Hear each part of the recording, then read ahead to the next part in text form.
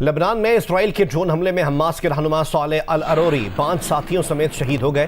सालेह अल अरोरी Hamas के बानी अरकान में से थे। लेबनानी मीडिया के मुताबिक इसराइली ड्रोन ने दारुल हुकूमत बैरूत के जुनूबी इलाके में हमास के दफ्तर को निशाना बनाया। ये कहा गया कि ये 3 लोगों का जो कत्ल हुआ है उसमें इनका हाथ है, और उससे पहले भी काफ़ी, और ये 7 अक्टूबर के मामले में ये वांटेड। और अच्छा, अमेरिका ने उसके बाद अगर हम दिखाएं तो 5 मिलियन जो है वो उन्होंने डॉलर्स इनके सर की कीमत रखी हुई थी।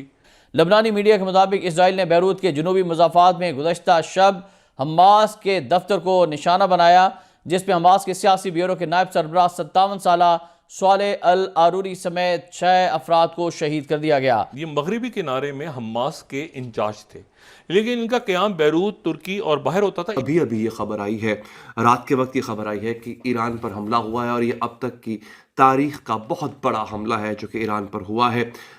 इसमें कई लोगों के मारे जाने की इतलात है। 2015 में अमरीकी हुकूमत ने सालेह अल अरूरी को आलमी दहशतगर्द करार दे दिया था, और उनके बारे में मालूमात देने पर 50 लाख अमरीकी डॉलर्स का इनाम भी रखा था। कल इनको वहाँ पे निशाना बनाया गया, शहीद हो गए।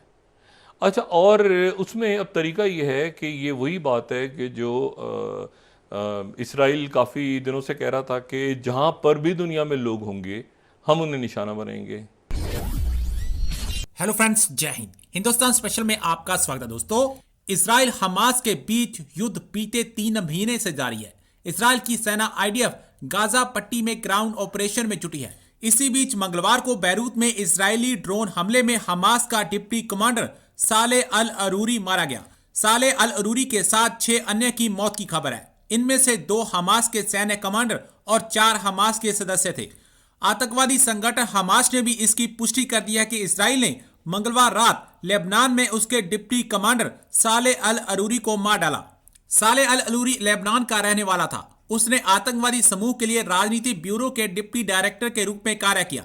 उसे वेस्ट बैंक के हमास की सैन्य शाखा का प्रमुख माना जाता था। अरूरी पर पिछले साल अमेरिका ने $5 मिलियन का इनाम रखा था। लेबनान के कार्यवाहक प्रधानमंत्री नजीब मिकाती ने दावा किया है कि हमास के डिप्टी लीडर की हत्या इसराइल ने की है। अब पाकिस्तान में हमास के शीर्ष नेता के मारे जाने से मातम पसरा हुआ है। ये कहा गया कि ये 3 लोगों का जो कत्ल हुआ है उसमें इनका हाथ है, और उससे पहले भी काफ़ी, और ये 7 अक्टूबर के मामले में ये वांटेड। और अच्छा, अमेरिका ने उसके बाद अगर हम दिखाएं तो 5 मिलियन जो है वो उन्होंने डॉलर्स इनके सर की कीमत रखी हुई थी, और वो जो है वो उनकी वेबसाइट के ऊपर इनका पूरा $5 मिलियन जो है वो इनके रखे हुए थे, इनके सर की कीमत रखी हुई थी।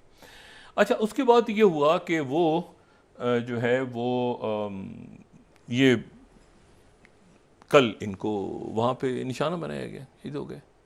अच्छा, और उसमें अब तरीका ये है कि ये वही बात है कि जो इसराइल काफ़ी दिनों से कह रहा था कि जहाँ पर भी दुनिया में लोग होंगे हम उन्हें निशाना बनाएंगे, और चाहे वो तुर्की में हो, चाहे वो लेबनान में हो, चाहे वो कतर में हो, चाहे वो किसी और मुल्क में हो। अब इसराइल ने इसकी ज़िम्मेदारी कबूल नहीं की, लेकिन हर एक को पता है कि इसराइल ने की है, ठीक है, मतलब ज़िम्मेदारी कबूल नहीं की। लेकिन अब इंतज़ार हो रहा है कि सैयद हसन नसरुल्लाह का खिताब किस वक्त होता है। मैं गुफ्तगू कर रहा हूँ तो उनके खिताब का इंतज़ार हो रहा है। मैंने वहाँ चेक किया कि क्या खिताब आज होगा, तो जो आखिरी इतलात थी उन्होंने कहा जी खिताब कुछ देर में होगा, थोड़ा सा डिले शायद हो जाए, लेकिन सैयद हसन नसरुल्लाह खिताब करेंगे। अब यहाँ पे सवाल ये पैदा हो रहा है कि क्या ये, क्योंकि अभी तक तो हिजबुल्लाह और जो इसराइल की फ़ौज है उनकी लेबनान की सरहदों पे झड़पें हो रही थी काफ़ी दिनों से, और वो जंग एक्सीलेट नहीं हो रही थी। लेकिन ये जो हमला हुआ है ये बैरूत में हुआ है। बैरूत जो है वो बैरूत यानी लेबनान के दारुल हुकूमत में और उसके मुज़ाफ़ात में, ये दाहिया का इलाका है जहाँ पे हिजबुल्लाह का ज़्यादा होल्ड है। तो वहाँ जो रोड जाती है दाहिया की तरफ, वहाँ पे एक अपार्टमेंट के ऊपर ये स्ट्राइक हुई है। अच्छा, और अब इसमें सवाल ये है कि इसमें जो रिएक्शन होगा क्या वो हिजबुल्लाह का होगा या वो लेबनान का होगा। यानी लेबनान आर्मी भी तो है ना, तो लेबनान के वज़ीर आज़म और लेबनान के स्पीकर जो है, लेबनान की हुकूमत इसके ऊपर रिटेलिएट करेगी या हिजबुल्लाह करेगी। पहली बात तो ये एक सवाल पैदा हो रहा है। दूसरी बात ये कि फौरी तौर पे वो इसका जवाब देंगे तो ये जंग बढ़ के बहुत पूरे ख़त्ते को अपने लपेटे में ले सकती है। उसकी वजह ये है, उसकी बहुत सारी वजूहात हैं कि शाम जो है इस वक्त, अब आप ये देखें कि शाम और हमास इस वक्त एक पेज पे हैं। पिछले साल 2022 यानी पिछले से पिछले साल 2022 में हमास का पूरा डेलीगेशन गया था और उन्होंने जाके मुलाकात की थी बशारुल असद से। तो हमास और बशारुल असद जो हैं उनके ताल्लुकात वो अरब स्प्रिंग के दौरान जो ख़राब हो गए थे वो बहुत बहाल और बहुत ज़बरदस्त हो चुके हैं। और उसमें जो है वो हुआ क्या कि ये यरमूक कैंप को जब तबाह कर दिया, तो यरमूक कैंप को तबाह करने वाला इसराइल, उन्होंने सीरिया ने कहा कि या तो फ़लस्तीन निकल गए, उन्होंने कंट्रोल कर लिया। अब जो खाली कैंप था तो फ़लस्तीनी तो चले गए वहाँ से, लेकिन वहाँ पर कब्जा कर लिया दाइश ने। अभी अभी ये खबर आई है, रात के वक्त ये खबर आई है कि ईरान पर हमला हुआ है और ये अब तक की तारीख का बहुत बड़ा हमला है जो कि ईरान पर हुआ है। इसमें कई लोगों के मारे जाने की इतलात हैं। ये हमला किसने किया, कैसे हुआ है? ईरान बराह रास्त उस जंग का अब हिस्सा है जिस जंग में यमन बहुत पहले कूद पड़ा था और बराह रास्त इसराइल को निशाना बनाया जा रहा था। इसराइल भी इस जंग में शामिल है, अमेरिका भी इस जंग में शामिल है, यमन इस जंग का बहुत बड़ा हिस्सा है। और याद रखिए, यमन एक गरीब तबाहाल मुल्क है, उसकी फ़ौज भी कोई बहुत बड़ी और बहुत मजबूत फ़ौज नहीं है। यमन को जो कुछ मिल रहा था, जितनी भी सपोर्ट, जितनी भी कुमक मिल रही थी नाजरीन, वो सारी की सारी ईरान प्रोवाइड कर रहा था। इजराइल को अब तक अगर किसी मुल्क ने बराह रास्त ललकारा है तो वो ईरान ने ललकारा है। और ये बात कही गई थी हालिया दिनों में जब ये जंग चल रही थी। इजराइल ने बार बार तंबीह की थी कि जो कुछ यमन कर रहा है इसका खुमियाजा ईरान को भुगतना पड़ेगा। और बिलाखिर आज वो दिन आ गया।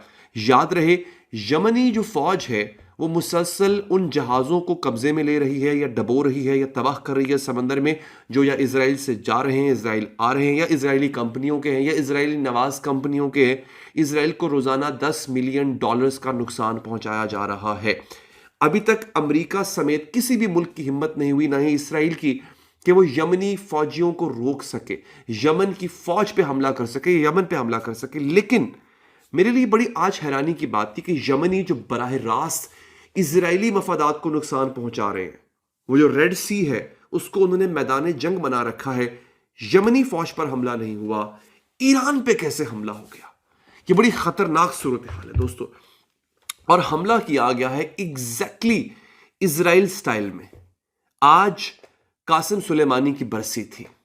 अब आप पूछेंगे, कई लोग शायद नहीं जानते होंगे कासिम सुलेमानी कौन है। कासिम सुलेमानी को 2020 में मारा गया था। कासिम सुलेमानी आखिर ईरान के लिए इतना इंपॉर्टेंट क्यों था, मैं आपको यह भी बताऊंगा। और आज कासिम सुलेमानी की बरसी पर ही इतना बड़ा हमला क्यों किया गया, ईरान को क्या पैगाम दिया गया। और याद रहे, जो मैं आपसे बात आपको मैं बताने जा रहा हूं, इसके बाद एक बहुत बड़ी जंग छिड़ चुकी है। अगर कोई ये कहे कि ये जंग नहीं है, हम तो अपने इलेक्शंस में बिजी हैं,